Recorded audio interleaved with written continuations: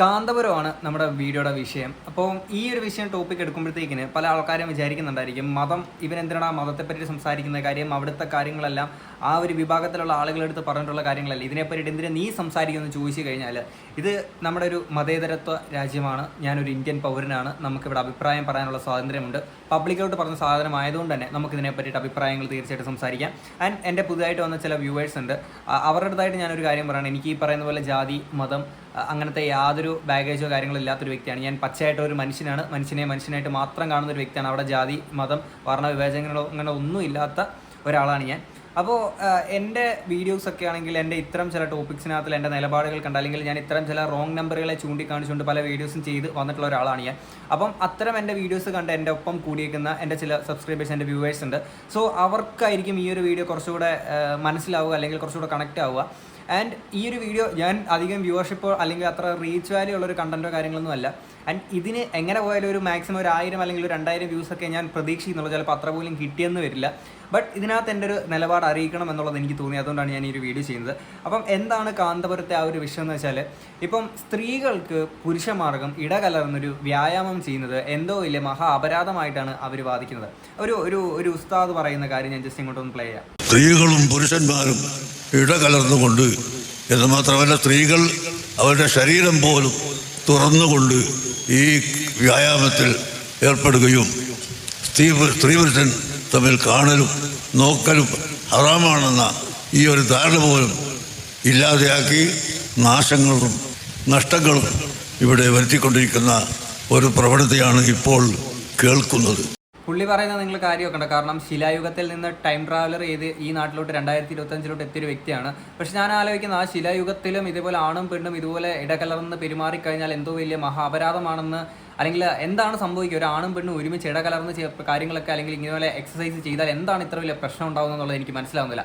And ഈ ഒരു വിഷയം വരാനുള്ളൊരു കാര്യം എന്ന് വെച്ചാൽ MEC7 എന്ന് പറയുന്ന ഈ ഒരു കൂട്ടായ്മയാണ് ഏറ്റവും വലിയ പ്രശ്നമായിട്ട് വന്നിരിക്കുന്നത്. ആൻഡ് എന്താണ് MEC7 എന്നുള്ളത് നമുക്കൊന്ന് നോക്കാം. ഈ MEC7 മൾട്ടിപ്പിൾ എക്സസൈസ് കോമ്പിനേഷൻ എന്നാണ് ഇതിന്റെ സൃഷ്ടാവ് ഇതിന് പേരിട്ടിരിക്കുന്നത്. അതിനുമപ്പുറം എന്തൊക്കെയാണ് ഇതുമായി ബന്ധപ്പെട്ടുണ്ടായിട്ടുള്ള ഏറ്റവും ഒടുവിലത്തെ നമുക്ക് സാമാന്യ ജനങ്ങൾക്ക് അറിയേണ്ടുന്ന കാര്യങ്ങൾ, അത് കണ്ട ശേഷം ഈ വിവാദത്തിലേക്ക് വരാം. 2012 വിമുക്ത സൈനികനായ സലാഹുദ്ദീൻ രൂപം കൊടുത്തു. കോവിഡ് കാലത്തിന് ശേഷം വലിയ പ്രചാരം ലഭിച്ചു. ലഘുവ്യായാമത്തിലൂടെ ആളുകളുടെ ആരോഗ്യ സംരക്ഷണം ലക്ഷ്യം. ഉൾപ്പെടുത്തിയിരിക്കുന്നത് 21 പരിശീലന പരിപാടികൾ. പരിശീലന പരിപാടി അരമണിക്കൂറിൽ താഴെ. യൂണിറ്റുകളുടെ ഉദ്ഘാടനത്തിന് പങ്കെടുക്കുന്നത് പ്രമുഖർ. ഓരോ സ്ഥലങ്ങളിലും പ്രാദേശിക കോർഡിനേറ്റർമാർ. ഓരോ യൂണിറ്റിലും വാട്സ്ആപ്പ് ഗ്രൂപ്പുകൾ. മലപ്പുറത്ത് മാത്രം 1000-ഓളം യൂണിറ്റുകൾ. മലബാറിലാണ് MEC7 കൂട്ടായ്മ വിപുലമായി പ്രവർത്തിക്കുന്നത്. ഈ MEC7 പല ആളുകളും കാണുന്നതെന്ന് വെച്ചാൽ ഈ PFIയുടെ ആണെങ്കിൽ മറ്റൊരു ഫോർമേഷനാണ് ഇത്. MEC7 എന്നുള്ള രീതിയിലാണ് പല ആൾക്കാരും കാണുന്നത്.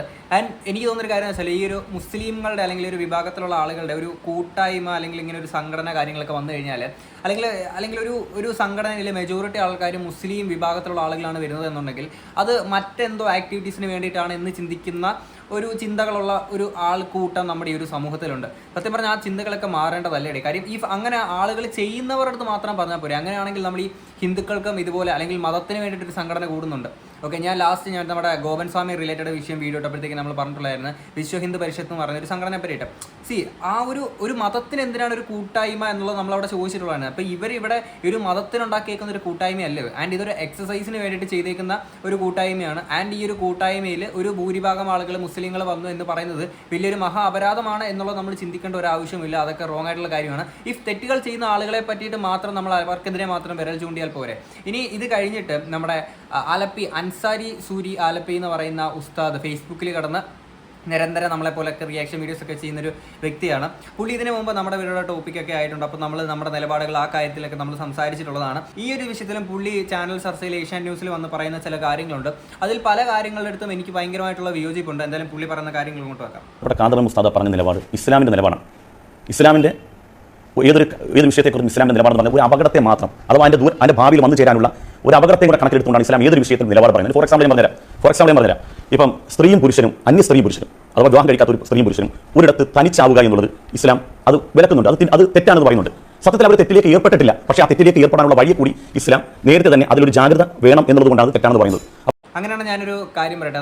അതായത് ഇതുവരെ പരിചയമില്ലാത്ത ഒരു സ്ത്രീയും പുരുഷനും ഒരുമിച്ചൊരു സ്ഥലത്ത് വന്നു കഴിഞ്ഞാൽ വലിയ തെറ്റാണെന്ന് നിങ്ങൾ വാദിക്കുമ്പോൾ ഇപ്പോൾ മുസ്ലിം വിഭാഗത്തിൽ എന്ന് മാത്രമല്ല, ഇപ്പം ഹിന്ദുക്കളുടെ ആണെങ്കിലും ക്രിസ്ത്യൻസിനെ ആണെങ്കിലും നമ്മുടെ ഒരു ഇന്ത്യൻ അല്ലെങ്കിൽ നമ്മുടെ ഒരു കേരള സംസ്കാരം എന്ന് പറയുമ്പോഴത്തേക്കിന് ഈ അറേഞ്ച്ഡ് മാരേജ് എന്ന് പറയുന്ന ഒരു സംഭവമില്ലേ. കാര്യം ഒരു സ്ട്രേഞ്ചറിൻ്റെ അടുത്ത് നമ്മൾ പോയി ഇടപെടുന്നതും അല്ലെങ്കിൽ അയാളുമായിട്ട് ഇന്ന് ഇടകലർന്ന് നടക്കുന്നതോ മിണ്ടുന്നതോ വ്യായാമം ചെയ്യുന്നതോ തെറ്റായിട്ട് കാണുന്ന ഇതേ സമൂഹം തന്നെ ജീവിതത്തിൽ ഇന്നുവരെ കണ്ടിട്ടില്ലാത്ത ഒരു സ്ട്രേഞ്ചറിനൊപ്പം കല്യാണം കഴിപ്പിച്ച് വിടാറുണ്ട്.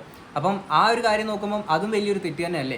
മുന്നിലേക്ക് കാണുന്ന അപകടത്തെ കണ്ടിട്ട് ഒരു ജാഗ്രത എന്ന ഒരു നിലയിലാണ് ഇവർ ഇത്തരം കാര്യങ്ങളൊക്കെ പറയുന്നത്. അങ്ങനെയെങ്കിൽ നമ്മൾ ഈ വെളിയിലോട്ട് പോകുമ്പോഴത്തേക്കിന് സ്കൂട്ടർ ഓടിക്കുന്നത്, കാർ ഓടിക്കുന്നത് കാര്യങ്ങളൊക്കെ ഏത് നിമിഷവും ആക്സിഡൻറ്റ് ഉണ്ടാവാം. ഓക്കെ, അങ്ങനെ ഒരു അപകടം മുന്നിൽ കണ്ടിട്ട് നമ്മൾ ജാഗ്രതയായിട്ട് ഇതിലൊന്നും പോവാതെ നടന്ന് നമ്മൾ പോവുമോ? അങ്ങനെയാണ് നമ്മൾ ചെയ്യുക. ആ ഒരു രീതിയിലുള്ള എക്സാമ്പിൾ അല്ലേ ഇപ്പം നിങ്ങൾ പറയുന്ന കാര്യം. മുന്നിലൊരു അപകടത്തെ കണ്ടിട്ട് ഞാൻ പറയുന്നൊരു കാര്യം എന്ന് വെച്ചാൽ ഒരു സ്ത്രീയും പുരുഷനും ഒരുമിച്ച് ഇടകലരുന്നത് അല്ലെങ്കിൽ അവർ ഒരുമിച്ച് ഒരു സ്ഥലത്തോട്ട് നിൽക്കുന്നത് അല്ലെങ്കിൽ ഒരു ഫിസിക്കൽ കോൺടാക്റ്റിന് വേണ്ടിയിട്ട് മാത്രമാണെന്നുള്ള രീതിയിലേക്ക് നിങ്ങൾ പറയുമ്പോഴത്തേക്കിന് അത്തരം ചിന്താഗതികൾ കാര്യങ്ങളൊക്കെ അല്ലേ മാറ്റുന്നത്. കാര്യം നമ്മുടെ ഇന്നത്തെ ഇപ്പോഴത്തെ ഒരു കറണ്ട് സിറ്റുവേഷൻ വെച്ചിട്ട് നമ്മുടെ നാട്ടിൽ ഒരു കുടുംബത്തിന് മുന്നോട്ട് പോകാനൊക്കെ ഒരു പുരുഷൻ മാത്രം ജോലിക്ക് പോയിട്ട് കാര്യമില്ല. സ്ത്രീയുടെയും കൂടെ ഒരു കോൺട്രിബ്യൂഷൻ ഉണ്ടെങ്കിൽ, ആ ഒരു സാലറി കൂടെ ഉണ്ടെങ്കിൽ മാത്രമേ ഒരു കുടുംബത്തിന് വലിയ കുഴപ്പമില്ലാതെ നമ്മുടെ നാട്ടിൽ ഇത് മുന്നോട്ട് പോകാൻ പറ്റുള്ളൂ. അപ്പോൾ സ്വാഭാവികമായിട്ടും അവർക്ക് മറ്റുള്ള സ്ഥലങ്ങളിൽ പോകേണ്ടതായിട്ട് വരും. അപ്പം പുരുഷന്മാരുമായിട്ട് ഇടകലർന്ന് ജോലി ചെയ്യേണ്ടതായിട്ട് വരും. അപ്പം അത്രയുള്ള രീതിയിലൊക്കെ നിങ്ങളുടെ ചിന്താഗതികളല്ലേ ഉസ്താദെ മാറ്റേണ്ടത്. അന്യ സ്ത്രീയും പുരുഷനും ഇടകലർന്നുകൊണ്ടുള്ള ഏത് തരത്തിലുള്ള വിക്രയങ്ങളാണെങ്കിലും ഇസ്ലാം അതിനെ എതിർക്കുന്നു എന്നുള്ളതാണ്. ഇസ്ലാം അത് തെറ്റാണെന്ന് പറഞ്ഞു. ആ നിലപാട് ബഹുമാനപ്പെട്ട കാന്തപുരം ഉസ്താദ് പറഞ്ഞത് തന്റെ അണികളോടാണ്. ശരിയാണ്, തൻ്റെ അണികളോട് മാത്രമാണ് പറഞ്ഞിട്ടുള്ളത്. ഇപ്പം എൻ്റെ ഈ ഒരു കമൻറ്റ് ബോക്സിൽ താഴെ ഒരുപാട് ആളുകൾ അല്ലെങ്കിൽ ഒരു മെജോറിറ്റി ആൾക്കാർ പറയാൻ പോകുന്നൊരു കാര്യം എന്ന് വെച്ചാൽ അവരുടെ അണികളുടെ അടുത്ത് അല്ലെങ്കിൽ ആ വിഭാഗത്തിൻ്റെ അടുത്ത് പറഞ്ഞാൽ നീ എന്തിനാ കയറി അഭിപ്രായം പറയുന്നത് എന്ന് ചോദിച്ചു കഴിഞ്ഞാൽ നമ്മൾ ജീവിക്കുന്നത് ഒരു മതേതരത്വ രാജ്യത്തിലാണ്. ഞാൻ നേരത്തെ വീഡിയോയുടെ തുടക്കത്തിൽ പറഞ്ഞത്. അല്ലെങ്കിൽ ഇതൊരു ഡെമോക്രാറ്റിക് കൺട്രിയാണ്. അപ്പോൾ ഇവിടെ നമുക്ക് അഭിപ്രായം പറയാനുള്ള സ്വാതന്ത്ര്യമുണ്ട്. പബ്ലിക്കിലോട്ട് പറഞ്ഞ കാര്യമുണ്ട്, നമുക്കിത് പറയാം. ഓക്കെ, ഇവിടുത്തെ ഒരു പ്രശ്നം ഞാൻ കാണുന്നത് വെച്ചാൽ ഇപ്പം അണികളുടെ അടുത്ത് ഈ ഒരു സാധനം പറയുന്നത് അവരുടെ ജോലിയുടെ ഭാഗമായിട്ടാണ് നിങ്ങൾ ഈ ഒരു കാര്യങ്ങൾ പറയുന്നത്. ഇത് പറയുമ്പോഴത്തേക്കിന് ഈ അണികളിൽ ടോക്സിക് രീതിയിൽ ഈ സാധനത്തിന് എടുക്കുന്ന ഒരു പറ്റം ആളുകളുണ്ട്, ഇല്ലയെന്ന് പറയാൻ പറ്റില്ല. ഫോർ എക്സാമ്പിൾ, ആലുവയിൽ ഇതര മതസ്ഥനുമായിട്ട് പ്രണയിച്ചു എന്ന കാരണത്താൽ സ്വന്തം മകളെ ആണെങ്കിൽ കമ്പി വെടിയുണ്ട് തലയ്ക്കടിച്ച് കൊന്ന ഒരു അച്ഛൻ്റെ കേസ് കുറേ നാൾ മുന്നേ ഞാൻ തന്നെ റിയാക്ട് ചെയ്തിട്ടുള്ളതാണ്. ഓക്കെ, അത് ഈ ടോക്സിക് രീതിയിൽ ഈ പറയുന്ന ഉസ്താദുമാർ പറയുന്ന സാധനങ്ങൾ മൈൻഡിലോട്ട് കയറിയത് കൊണ്ട് മാത്രമാണ്. ആ കുട്ടി ഈ മതത്തിൻ്റെ എല്ലാ ബൗണ്ടറിയും ഭേദിച്ചുകൊണ്ട് മനുഷ്യനായിട്ട് മാത്രം കണ്ടുകൊണ്ട് ഒരാളെ സ്നേഹിച്ചതിൻ്റെ പേരിലാണ് ആ കുട്ടിക്ക് ഇന്ന് ഈ ഒരു ലോകത്ത് നിന്ന് വിട പറയേണ്ടി വന്നിട്ടുള്ളത്. അതിന് കാരണക്കാരായിട്ടുള്ള ആരാണ്? തൻ്റെ സ്വന്തം അച്ഛൻ. ആ സ്വന്തം അച്ഛൻ്റെ മൈൻഡിൽ എന്തായിരുന്നു? ഈ തീവ്രമായിട്ടുള്ള മതം എന്നുള്ള ആ ഒരു ചിന്താഗതി കൊണ്ട് മാത്രമാണ്. ഇപ്പോൾ ഇവിടെ വി പി സുഹ്റ ഇവിടെ ഇരിപ്പുണ്ട്. ഞാൻ അവിടെ ആദരവോടുകൂടി തന്നെ പറയാണ്. അവരുടെ നിലപാടുകൾ പലതും പറയാറുണ്ട്. എന്നാൽ ഇസ്ലാം അവർ പൂർണ്ണമായി ഞങ്ങളൊക്കെ അനുവർത്തിക്കുന്നത് പോലെ അനുവർത്തിക്കുന്നില്ല എന്നതുകൊണ്ട് ഞങ്ങൾ അവരെ ബഹിഷ്കരിക്കാനോ ആക്ഷേപിക്കാനോ ഞങ്ങൾ നിൽക്കാറുണ്ടോ? ഇല്ല. ഇസ്ലാമിന്റെ നിയമങ്ങൾ പറയേണ്ടത് പണ്ഡിതന്മാരാണ്. അത് പറയുന്നത് ഇസ്ലാം ഫോളോ ചെയ്യുന്ന മുസ്ലിങ്ങളാണ്. ഇപ്പം നിങ്ങൾ ചെയ്തുകൊണ്ടിരിക്കുന്നത് നിങ്ങളുടെ ജോലി മാത്രമാണ് നിങ്ങൾ ചെയ്യുന്നത്. കാര്യം നിങ്ങൾ മതത്തെ കച്ചവടം ചെയ്യുകയാണ്. ഇപ്പം വീഡിയോയുടെ തുടക്കത്തിൽ വെച്ച ആ ഒരു പുള്ളിയാണെങ്കിലും മതത്തെ കച്ചവടം ചെയ്യുകയാണ്. ഇപ്പം ഈ അൻസാരി സൂരി ആലപ്പയാണെങ്കിലും മതത്തെ കച്ചവടം ചെയ്യുകയാണ്. നിങ്ങൾ ഈ മോണിറ്റൈസേഷൻ ഓൺ ചെയ്ത് തന്നെയല്ലേ യൂട്യൂബിലാണെങ്കിലും ഫേസ്ബുക്കിലാണെങ്കിലും നിങ്ങൾ റിയാക്ട് ചെയ്ത് വീഡിയോസ് കാര്യങ്ങളൊക്കെ ഇടുന്നത്. അത് ഇതേ മതത്തിൻ്റെ സാധനങ്ങൾ പൊക്കി പിടിച്ചുകൊണ്ട് തന്നെയല്ലേ നിങ്ങൾ ഈ ഒരു വീഡിയോ കാര്യങ്ങളൊക്കെ ചെയ്യുന്നത്. ഓക്കെ, ഇതേ കാര്യം തന്നെയാണ് നിങ്ങൾ ഇവിടെ ഇപ്പോൾ ചാനൽ ചർച്ചയിലും ഇതേ മതത്തെ വിൽക്കുന്നു. നിങ്ങൾ ഈ വിൽക്കുന്ന ഇതേ മതത്തെ തന്നെയാണ് ഞാൻ എൻ്റെ ഈ ഒരു വീഡിയോക്കകത്തോടെ വിൽക്കുന്നത്. ഓക്കെ, കാര്യം ഈ ഒരു സാധനം നിങ്ങൾ കച്ചവടമാക്കുമ്പോൾ അല്ലെങ്കിൽ നമ്മളെല്ലാവരും കച്ചവടമാക്കുമ്പോൾ ഞാൻ ഉൾപ്പെടെ ഇത് കച്ചവടം ചെയ്യണം. കാര്യം ഞാൻ ഇത് വെച്ച് തന്നെയല്ലേ കണ്ടന്റ് എടുക്കുന്നത്. ഓക്കെ, അപ്പോൾ നമ്മളിത് കച്ചവടമാക്കുമ്പോൾ ഇതിനെ ടോക്സിക് രീതിയിൽ ചിന്തിക്കുന്ന ആൾക്കാരുണ്ട്. ഇപ്പോൾ ഈ അണികളിൽ തന്നെ ഞാൻ നേരത്തെ പറഞ്ഞ പോലെ ഈ ടോക്സിക് രീതിയിൽ ചിന്തിക്കുന്ന ആളുകൾ നമ്മുടെ നാട്ടിൽ വലിയ പ്രശ്നങ്ങൾ ഉണ്ടാക്കും. അപ്പോൾ നിങ്ങൾ അവർക്ക് ഒരു കാര്യം കൂടെ നിങ്ങൾക്ക് പറഞ്ഞു കൊടുക്കുക. ഇതാണ് നമ്മുടെ മതത്തിൽ ഇങ്ങനൊരു കാര്യങ്ങളുണ്ട്, ഫോളോ ചെയ്യുന്നവർക്ക് ഫോളോ ചെയ്യാം. അല്ലാതെ ബാക്കിയുള്ളവർ ഇങ്ങനെ ചെയ്തു എന്ന് പറഞ്ഞാൽ അതിനെ നിങ്ങൾ അവരെ മോശമായിട്ട് എന്തെങ്കിലും ചെയ്യാനോ പിടിക്കാനോ പോരുത് എന്നുള്ളൊരു അവയർനെസ് കൂടി നിങ്ങൾക്ക് കൊടുക്കാം. നിങ്ങൾ നേരത്തെ പറഞ്ഞ പോലെ ഒരു ജാഗ്രതയല്ലേ നിങ്ങൾ കൊടുക്കുന്നത്. അല്ലെങ്കിൽ മുന്നിൽ ഒരു അപകടം കണ്ടിട്ട് ഒരു ജാഗ്രത എന്ന നിലയിലാണ് നിങ്ങൾ ഇത്തരം കാര്യങ്ങൾ പറയുന്നത്. അങ്ങനെയെങ്കിൽ ഇപ്പം ഞങ്ങൾ ഈ പറയുന്ന കാര്യങ്ങൾ ഫോളോ ചെയ്യുന്നവർ മാത്രം ഫോളോ ചെയ്താൽ മതി. അത് ഫോളോ ചെയ്യാത്തവരെ നിങ്ങൾ ഉപദ്രവിക്കാൻ നിൽക്കരുത് എന്നുള്ളൊരു അവയർനെസ് കൂടി നിങ്ങൾക്ക് ചെയ്യാം. അങ്ങനെ ഒരു ജാഗ്രത കൂടെ നിങ്ങൾക്ക് കൊടുത്തുകൂടെ? പൊതുസ്ഥലത്ത് സ്ത്രീയും പുരുഷനും വ്യായാമം പരിശീലിക്കുന്നത് എന്താണ് തെറ്റ്? അപ്പോൾ താങ്കൾ പറഞ്ഞു അന്യ പുരുഷനും സ്ത്രീയും ഒരിടത്ത് ഇസ്ലാം അനുകൂലിക്കുന്നില്ല. എന്റെ ഒരു സംശയം ചോദിക്കട്ടെ, എന്റെ ഒരു സംശയം, ഒരു തിയേറ്റർ സിനിമ കാണാൻ പോകുന്നു, അവിടെ സ്ത്രീകൾക്കും പുരുഷന്മാർക്കും പ്രത്യേക ഇരിപ്പിടമുണ്ടോ? NCCയിൽ കുട്ടികൾ ഒന്നിച്ച് മാസ് ഡ്രിൽ നടത്തുന്നു, അവിടെ സ്ത്രീകളും കുട്ടികളും അല്ലെങ്കിൽ ആണും പെണ്ണും ഒന്നിച്ച് നിന്ന് പ്രാക്ടീസ് ചെയ്ത പ്രശ്നമുണ്ടോ? നമ്മുടെ പോലീസിൽ പരേഡ് നടക്കുന്നു, നമ്മുടെ സൈന്യത്തിൽ പരിശീലനം നടക്കുന്നു. ഇവിടെയൊക്കെ പുരുഷന്റെ സാന്നിധ്യത്തിൽ ഒരു പൊതുസ്ഥലത്ത് ഒരു സ്ത്രീ വ്യായാമം നടത്തുകയോ അല്ലെങ്കിൽ ഒരു പരേഡ് പ്രാക്ടീസ് ചെയ്യുകയോ ഒക്കെ ചെയ്തു കഴിഞ്ഞാൽ അതോടുകൂടി അവർ മതവിരുദ്ധരായി മാറിയോ? സുരേഷ് സാറേ, ഞാൻ പറഞ്ഞു മനസ്സിലായി. ഞാൻ വ്യക്തമല്ല ഞാൻ പറഞ്ഞത്. അന്യ സ്ത്രീയും പുരുഷനും മിങ്കിൾ ചെയ്തിട്ടുള്ള ഏതൊന്നും ഇസ്ലാമിന്റെ അഭിപ്രായത്തിൽ അത് ഭൂഷണമല്ല എന്ന് ഇസ്ലാം നിലപാടാണ്. അത് ഇസ്ലാമിന്റെ നിലപാടാണ്. ആ നിലപാട് തെറ്റാണോ ശരിയാണോ എന്നൊക്കെ നിങ്ങൾക്ക് വിലയിരുത്താൻ നിങ്ങൾക്ക് അഭിപ്രായമുണ്ട്. അത് അനുവർത്തിക്കാനുള്ള അഭിപ്രായം ഞങ്ങൾക്കുണ്ട്. അല്ല, എന്റെ സംശയം താങ്കൾ പറഞ്ഞത് ഞാൻ കേട്ടു. എന്റെ സംശയം, ഒരു ഓഫീസിൽ ഒന്നിച്ച് ജോലി ചെയ്യുന്നു, ഒരു തിയേറ്ററിൽ ഒന്നിച്ചിരുന്ന് സിനിമ കാണുന്നു, NCCയിലോ പോലീസിലോ അല്ലെങ്കിൽ പാരാമിലിറ്ററി ഫോഴ്സിലോ അല്ലെങ്കിൽ മിലിറ്ററിയിലോ ഒരു പരേഡിലോ അല്ലെങ്കിൽ ആയോധന കലകളിലോ ഒന്നിച്ച് അഭ്യസിക്കുന്നു. എങ്ങനെയാണ് തിയേറ്റർ? അവർക്ക് ഇസ്ലാം അല്ല. അവർക്ക് മതത്തിന് പുറത്താണ്. തെറ്റായ അല്ല മുസ്ലിം അല്ലെന്നല്ല, അത് കൊണ്ടുപോകാൻ തെറ്റായ ഒരു ചർച്ചയിലേക്കാണ്. ഇസ്ലാം അല്ലെന്ന തിന്മ, അതോ ഇസ്ലാം ഒരു നിയമം പറഞ്ഞിട്ടുണ്ടെങ്കിൽ ആ നിയമത്തിന് എതിര് ചെയ്യുന്നവരൊക്കെ ഇസ്ലാമിന്റെ പുറത്താണെന്നല്ല, അവർ ചെയ്യുന്ന തെറ്റാണ്, അത് തിന്മയാണ്. ഇസ്ലാമിന്റെ കാഴ്ചപ്പാടിൽ, ഇസ്ലാമിന്റെ ദൃഷ്ടിയിൽ അത് തെറ്റാണ് എന്നുള്ളത്. അങ്ങനെയാണെങ്കിൽ ഏറ്റവും വലിയ തെറ്റുകാരനായിട്ടുള്ള നമുക്ക് എല്ലാവർക്കും സുപരിചിതമായിട്ടുള്ളൊരു വ്യക്തിയാണ് മമ്മൂട്ടി. കാര്യം മമ്മൂട്ടിയാണെങ്കിൽ എത്രയോ സ്ത്രീകളുമായിട്ട് ഇട കലർന്നു കൊണ്ടിട്ട് പുള്ളി എത്രയോ സിനിമകളിൽ അഭിനയിച്ചിട്ടുണ്ട്, എത്രയോ ഇൻറ്റിമേറ്റ് സീൻസിൽ പുള്ളി അഭിനയിച്ചിട്ടുണ്ട്. അങ്ങനെ നോക്കുമ്പോൾ ഏറ്റവും വലിയ തെറ്റുകാരൻ തന്നെയല്ലേ പുള്ളി. ഈ പറയുന്ന പോലെ മതത്തിൻ്റെ തീവ്രമായിട്ടുള്ള ചിന്തകൾ എടുത്തിരുന്നു എന്നുണ്ടെങ്കിൽ ഇന്നിങ്ങനെ ഒരു നടനെ നമ്മുടെ മലയാള സിനിമയ്ക്ക് കിട്ടൂലായിരുന്നു, അല്ലേ? അങ്ങനെ നമ്മൾ ഈ എക്സാമ്പിൾ എടുത്ത് പറയാനാണെങ്കിൽ നമ്മുടെ നാട്ടിൽ എത്ര കാര്യങ്ങൾ, ഏതൊക്കെ മേഖലയിലുള്ള ഏതൊക്കെ സ്ത്രീകളുണ്ട്, പുരുഷന്മാരുണ്ട്, ഇതേ മുസ്ലിം നാമധാരികളായിട്ടുള്ള ആളുകൾ. നമുക്ക് വിശ്വാസങ്ങൾ കാര്യങ്ങളൊക്കെ നമ്മുടെ നല്ല രീതിയിൽ നമുക്ക് ജീവിക്കാൻ വേണ്ടിയിട്ട് മാത്രമാണ്, അല്ലാതെ നമ്മളെ ഒരിക്കലും ഒരു ജയിലിനകത്ത് ഒരു ചട്ടക്കൂടിനകത്ത് ഇടാൻ വേണ്ടിയിട്ടുള്ളതാവരുത് നമ്മളുടെ ഒരു വിശ്വാസം എന്ന് പറയുന്നത്. വചനമാണിത്. ഏറ്റവും ഉത്തമ ഉദാത്ത ഈ ഭൂമിയിൽ പുരുഷനേക്കാളേറെ സ്ത്രീയാണ് എന്ന് അവർക്ക് അത്രയും വലിയ മഹത്വം പറഞ്ഞു വെക്കുന്നതാണ് പരിശുദ്ധ ഇസ്ലാം. അതല്ല താങ്കൾ പറഞ്ഞത് അവരൊന്നും ഇസ്ലാം അല്ലാതാകുന്നില്ല, പക്ഷേ അത് പാപമാണ്. ഞാൻ നേരത്തെ പറഞ്ഞ പട്ടികയിൽപ്പെട്ട ഈ പ്രവൃത്തി ചെയ്യുന്നവരൊക്കെ മതത്തിന്റെ കണ്ണിൽ നോക്കിയാൽ ചെയ്യുന്നത് തെറ്റാണ്. ഇസ്ലാമിന്റെ കാഴ്ചപ്പാടിൽ തെറ്റാണ്. അത് പറയാൻ വേണ്ടിയാണ് ഞങ്ങൾ ഏൽപ്പിച്ചിരിക്കുന്നത്. ഈ മുസ്ലിം പണ്ഡിതന്മാരെ അതിനെക്കുറിച്ച് അഭിപ്രായം പറയുന്നത്.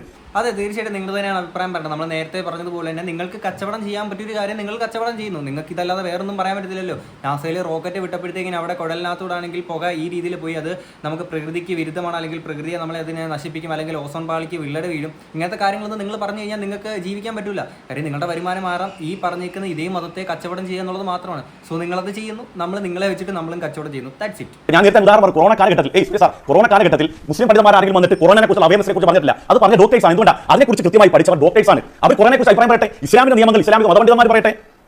പക്ഷേ വേറൊരു പണ്ഡിതൻ ഇതിനെ പറ്റിയിട്ട് സംസാരിച്ചിട്ടുണ്ടായിരുന്നു. അതായത് രാത്രി വീടിന്റെ ടെറസിന്റെ മണ്ടേ കയറിയിട്ട് പാത്രം കുട്ടിയാൽ മതി, അല്ലെങ്കിൽ പന്തം കത്തിച്ച് വീടിന് ചുറ്റും 2 റൗണ്ട് ഓടിയാൽ മതി എന്ന് പറഞ്ഞിട്ടുണ്ടായിരുന്നു. ഇപ്പൊ അതേ പണ്ഡിതനാണ് ഇപ്പൊ നമ്മുടെ രാജ്യം ഭരിച്ചുകൊണ്ടിരിക്കുന്നത്. ഏത് നൂറ്റാണ്ടിലാണ് ഇത് ചോദിച്ചല്ലോ? ഞാനത് ചോദിക്കാനുള്ള കാരണം എന്താ വെച്ചാൽ മിക്സഡ് ഡബിൾസിൽ സാനിയ മിർസയും ഒപ്പണ്ണ സഖ്യവും അതേപോലെ പലരും രാജ്യത്തിന് മെഡൽ വാങ്ങി തന്നതിന് ശേഷമുള്ള കാലത്താണ് നമ്മളിതിനെ സംസാരിക്കുന്നത്. മനസ്സിലായില്ലേ?